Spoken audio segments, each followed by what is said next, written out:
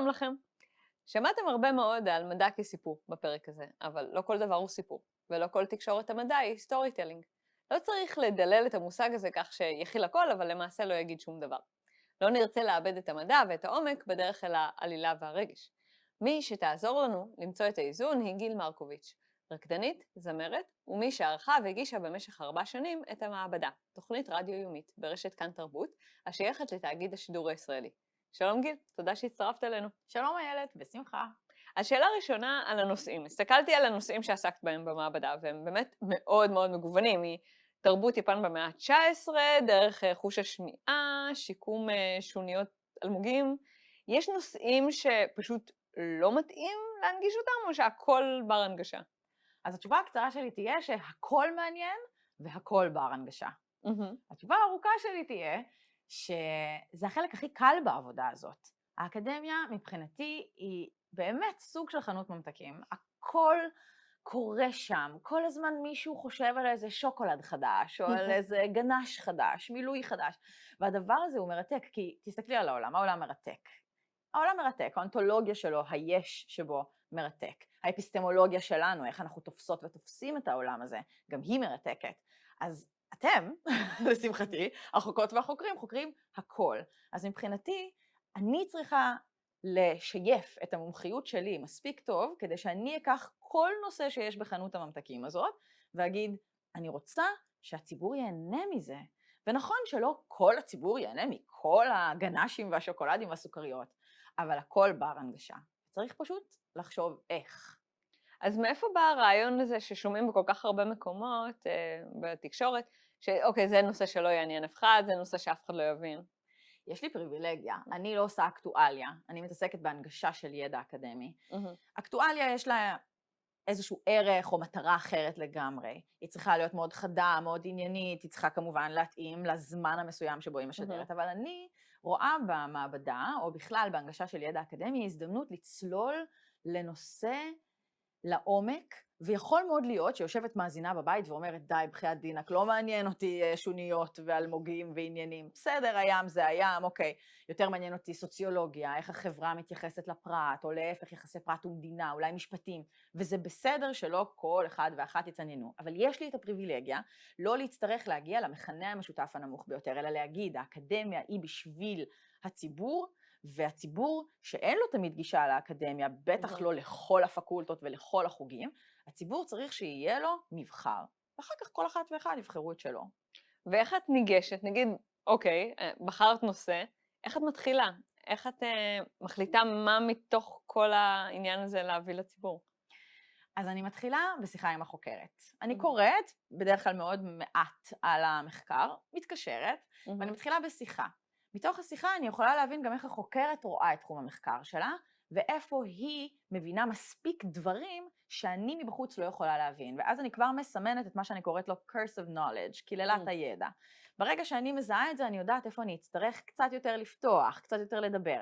ואז, תוך כדי השיחה, מתקבל לי גם, אני אסייג את עצמי, אבל אני אגיד את המילה, מתקבל לי גם נרטיב מחקרי. אני מבינה שהחוקרת התחילה משאלה מסוימת, אבל אז הבינה שהייתה צריכה לעבור דרך עוד 3 שאלות אחרות כדי לענות על השאלה הראשונה.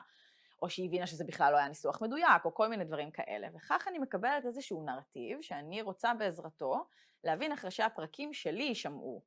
ואז אני מתחילה לייצר מסלול הנגשה, שאני כמובן מתייעצת עם החוקרת אם הוא נראה לה הגיוני, ובתור מי ששומעת את הנושאים מהצד, אני יכולה להבטיח שזה משלב את המומחיות שלך בידע שאת מביאה אל האולפן, ואת הצד שלי שאומר, אני לא יודעת את מה שאת יודעת, אני הולכת לשאול אותך שאלות, ואני חושבת שהסדר הזה הוא הסדר שנכון, כדי שאני אוכל להבין את מה שאת עושה לעומק. אמרת לעומק, ואני חושבת שזה מאוד מאפיין את מה שאת עושה, כי אנחנו שומעים המון בקורס הזה, ובכלל כשמדברים על תקשורת, שצריך להיות ממוקדים, צריך שיהיה לך כמה מסרים ולחזור עליהם, צריך לפשט ולהיות בהיר ומתומצת, ואת דווקא יצאה בפורמט שהוא מאוד רחב ונינוח, של כמה שעות של שיחה. למה? מה החזון שעומד מאחורי זה, והאם יש איזשהו טרייד-אוף, האם את מפסידה משהו בזה? בהחלט. אני אוהבת מאוד שאנחנו מתעכבות על הדבר הזה. קודם כל, כי מבחינתי למידה היא מטרה. הרבה פעמים אנחנו, במיוחד במאה ה-20 וה-21, מתייחסות לדברים בתור, אבל למה אני עושה את זה? מה האלמנט הישים של הדבר, או מה הפונקציונליות של מה שאני עושה, התפקודיות. ואני חושבת שהמעבדה, ובכלל הנגשה של ידע לעומק, זה למידה לשם למידה.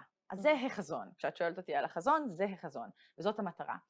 ואיך אנחנו מתייחסות למורכבות, זה דבר נורא חשוב. את ואני, אם ישאלו אותנו על החיים שלנו, אנחנו כנראה נגיד, זה נורא מורכב, אני אענה לך ככה, או אני אענה לך ככה, אבל נורא ברור לנו אינטואיטיבית שהחיים מורכבים, ולא תמיד אפשר להסביר את המורכבות לכולם, אבל מה שיפה זה שכשיש לך הזדמנות, יש לך חלון הזדמנויות כזה, להבין מורכבות בנושא מסוים, אני מאמינה, ואני גם רואה איך זה משפיע, שאת מרחיבה את עצמך, ואת מרחיבה את היכולת שלך לגשת לאנשים שונים ממך, לתחומים שונים ממך. אני באמת חושבת, ואמרתי למידה לשם למידה, והנה עכשיו אני מוצאת עוד איזה פונקציה, אבל הן יושבות אחת ליד השנייה. קודם כל למידה לשם למידה. וגם אני מאמינה שהדבר הזה באמת מרחיב אותנו כבני אדם. אנחנו ניגשות אחר כך לנושא אחר, שאנחנו לא מכירות בכלל, אנחנו נהיה קצת פחות שיפוטיות, אני רוצה להאמין, אנחנו נהיה קצת יותר סקרניות, אנחנו אולי נתחיל בשאלה ולא באמירה, אולי נתחיל בניסיון להבין, אולי לא נלחץ על עצמנו כל הזמן להוציא את העיקר מהטפל, הרי אנחנו כל הזמן מנסות לעשות את זה, אולי לא כל כך מהר יש עיקר וטפל, בואו רגע נשהה בדבר הזה. ואם יש זמן, אני אספר לך על סיפור שמאזינה פעם סיפרה לי, שהיא מאזינה למעבדה, ויום אחד היא נכנסה לאוטו והתחילה התוכנית, והיא שומעת שאני מציגה את הנושא, והנושא הוא חלבון המשי. והיא אומרת לעצמה, מה? מה לי ולחלבון המשי על הבוקר? ואני אדבר על זה עכשיו גם 3 פרקים, היא הולכת לדבר על זה, מה אני אקשיב 3 פרקים על חלבון המשי? היא באמת, היא אמרה לי, באמת הייתי על סף, וזה הדבר הכי חמור, את לא רוצה שהמאזין יעביר תחנה. כן. באמת, הייתי על סף להעביר תחנה, ואז פשוט התחלתן לדבר, את והחוקרת, אוליאנה שימנוביץ, ממכון ויצמן למדע, ופתאום אמרתי לעצמי, בוא'נה, זה מטורף, זה קשור למחלות. ולאלצהיימר, ודברים שקשורים למשי, כלומר משי הכוונה כן. החומר שאת כן. ואני מכירות, וממש, והיא פשוט נגנבה. ואני אומרת לעצמי, זה לא מדהים לחוות חוויה של אני סקרנית לגבי משהו שבחיים שלי לא חשבתי שאני אסתקרן ממנו, זאת מבחינתי הרחבה של עצמי. נורא מעניין, אז בעצם הלמידה היא לא רק למידה של איזשהם תכנים, אלא למידה של איך ללמוד על העולם, ואיך להיות בעולם. בהחלט, אני חושבת שאת גם מובילה לי דברים שדיברנו עליהם לפני שהתחלנו את ההסרטה, אבל כן, אני מאמינה שיש שם הרבה ללמוד איך ללמוד, כי את מבינה שההקשבה וההישארות בחוסר ודאות, והמוכנות לטעות, והידיעה שמשהו, וגם הצניעות בנוגע לעולם, לדברים שאולי יש דברים שמעניינים אותי ואני בכלל לא יודעת, או יש דברים שפסלתי בעבר, ועכשיו פתאום אני שוקלת אותם שוב, כי הזדמנה לי איזו תוכנית. נכון. אז כן. אז אוקיי, זה קצת מוביל אותי לשאלה הבאה, דיברנו על איך הצופים או המאזינים חושבים על זה, אבל איך המדענים חושבים על זה. והרבה פעמים כשמדברים עם מדענים, הדרך שבה הם חושבים על התקשורת, או על הקריין, או על המגיש, זה או בתור איזשהו צינור, שעוזר להם להביא את המסרים שלהם למי שהם רוצים, או אפילו בתור מגפון, שעוזר להם להגביר את המסרים שלהם. ואז אם המסרים משתנים, או הסיפור משתנה, הם חושבים על זה כאילו הוא התעוות, כאילו זה משהו רע שקרה לו. אבל אני לא חושבת שאת חושבת על עצמך בתור צינור או מגפון, את חושבת על עצמך בתור בעלת מומחיות בתחום הנגשה, שיחד עם מומחי התוכן או מומחית התוכן, אתם יוצרים משהו חדש, נכון? כן, את צודקת. אני אוהבת שאמרת צינור בכל זאת, ואני אגיד למה. הרבה פעמים בפורמטים באמת תקשורתיים, ושוב, אין ברירה, יש איזושהי הכתבה של השוק שמייצרת תקשורת מאוד מסוימת, ויש איזה רצון להיות מאוד יעילות ויעילים. אבל שוב, אמרתי שיש לי פריבילגיה, ואז אני אוהבת שאת משתמשת בצינור, כי בעצם הרבה פעמים זה עושה השטחה. אנחנו נאלצים להשטיח את המסר כדי להעביר אותו. אבל באמת, כמו שאמרת, במעבדה יש מפגש אחר. זה לא מפגש שהוא 7 דקות שיחה, זה מפגש שהוא יותר ממש שיחה ולא ראיון בפורמט הנוקשה שלו, ואני חושבת שבאמת כשהצד המומחה מביא את המומחיות שלו, וזה הידע והיכולת גם לדבר על הידע, כי אתם עושים את זה כל הזמן, והצד שלי מביא את היכולת, כמו שאמרתי לך מקודם, לזהות מקומות שלא היו ברורים, לשאול שאלה במקום הנכון, לשאול שאלה סופר מפוקסת וממוקדת, או לשאול שאלה מאוד פתוחה או רחבה שתגדיל אותנו למקום אחר בנושא, לחזור על המשפט שנאמר במילים שלי. זה צריך לזהות את הדברים האלה, דברים שהם לא מובנים מעליהם. הרבה פעמים את אומרת, וואו, זה היה משפט נורא מורכב. ואז אני אומרת, רגע, אני אנסה לנסח אותו במילים שלי. אז כן, אני מביאה איזושהי מומחיות, שביחד עם המומחיות של המדענית, אנחנו מצליחות לייצר הנגשה שהיא יותר מתאימה לציבור הרחב, לאדם מן השורה, שלא בהכרח למד כימיה, תקשורת המדע, whatever, סוציולוגיה, פסיכולוגיה. ואני מגדירה את עצמי בתור, אני גם אומרת את זה למרואיינות ולמרואיינים שלי, אני מגדירה את עצמי בתור סטודנטית. אני סטודנטית הכי סקרנית שיש בכיתה, וככה אנחנו הולכות לדבר.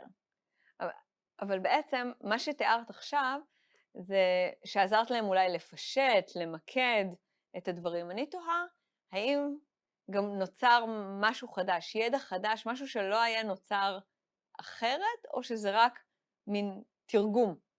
אני אוהבת לחשוב על מה שאת מציעה, כי אני מאמינה שכל מפגש מייצר איזושהי אינטרפטציה או איזשהו שינוי במשהו קיים, ולכן כן מייצר משהו חדש, כי אני חושבת שהאינטראקציה היא הכל. אז במובנים מאוד פשוטים אני אגיד שכן, זה מייצר משהו חדש. במובנים יותר מורכבים, יש רגעים שזה באמת סוג של חידוד.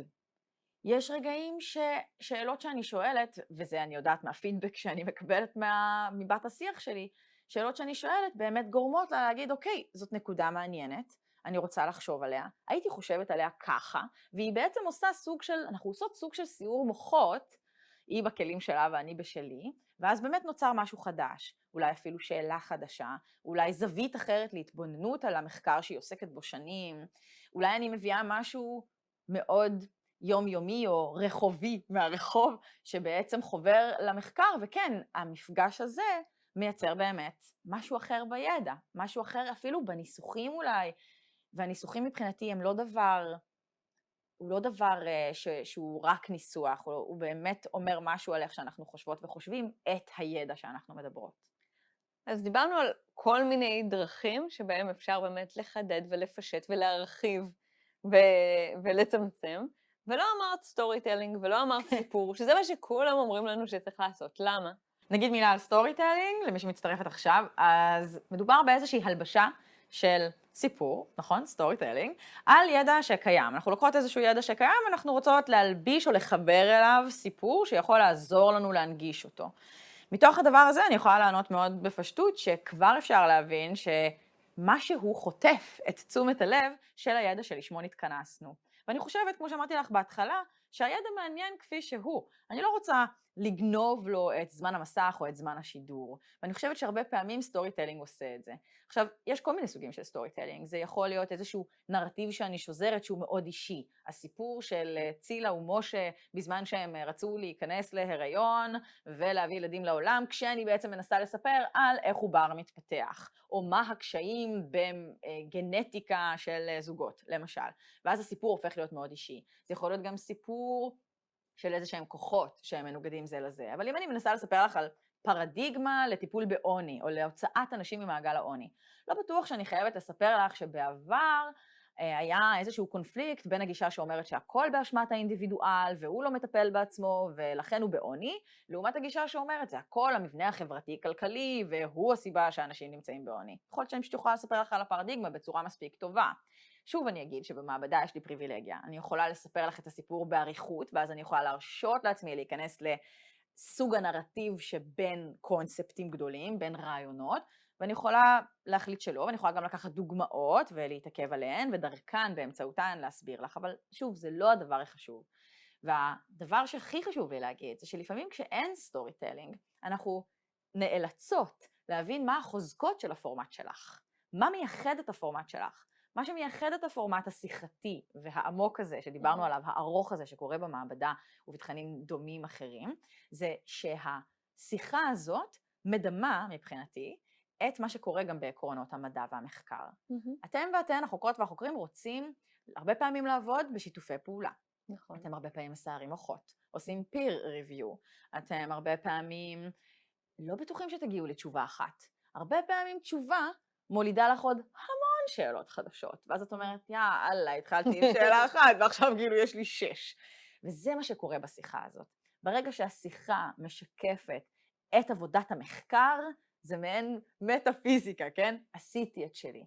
נתתי גם את הידע הקונקרטי שאת מביאה לאולפן, וגם את ההבנה שכדי להשיג את הידע הזה, אנחנו עושות ניסוי וטעייה, מתבלגנות, וזה מה שחשוב. גיל, תודה רבה שבאת לנסות ולטעות כאן איתנו. בשמחה. אנחנו נמשיך לנסות ולטעות גם בפרק האחרון של הקורס, כשנדבר על מדע בתרבות ומדע כתרבות. תודה. תודה לך ותודה לכם.